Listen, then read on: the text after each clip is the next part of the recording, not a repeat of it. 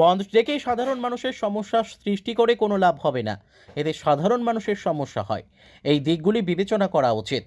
সড়কপথ রেলপথ অবরোধের ফলে সাধারণ মানুষেরই অসুবিধে হয়। আলোচনা হচ্ছে কিছুক্ষণের মধ্যেই স্বাভাবিক পরিস্থিতিতে ফিরে আসবে।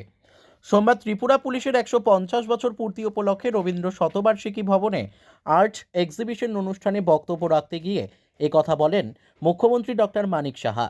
উল্লেখ্য, ককবরক ভাষার পরীক্ষায় রোমান হরফে লেখার দাবিতে রাজ্যের বিভিন্ন জায়গায় টায়ার জ্বালিয়ে পিকেটিং করছে তিপ্রামথার ছাত্র সংগঠনের নেতৃত্বরা।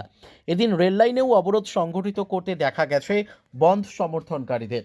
এতে করে সাধারণ মানুষ থেকে শুরু করে ছাত্রছাত্রীরাও সমস্যার মুখে পড়তে হয়। সোমবার সকালে ত্রিপুরা পুলিশের 150 বছর পূর্তি উপলক্ষে রবীন্দ্র শতবার্ষিকী ভবনে আর্ট এক্সিবিশন অনুষ্ঠানে অংশগ্রহণ করেছিলেন মুখ্যমন্ত্রী ডক্টর মানিক সাহা। সেখানে সাংবাদিকদের প্রশ্নোত্তরে মুখ্যমন্ত্রী বলেন, আমাদের সরকার সংবেদনশীল, সাধারণ মানুষের সমস্যা সৃষ্টি করে কোনো লাভ হবে না। নেতৃত্বদের সঙ্গে আলোচনা হচ্ছে, সবকিছুই স্বাভাবিক হয়ে যাবে। দেখতে পাবেন কথাবার্তা চলছে, নিশ্চয়ই কিছু একটা হবে, কারণ এইভাবে স্ট্রাইক করে তো কিছু লাভ হবে না, এগুলো করে হয় না, মানুষের সমস্যা হয়, এগুলো তো বিবেচনা করা উচিত।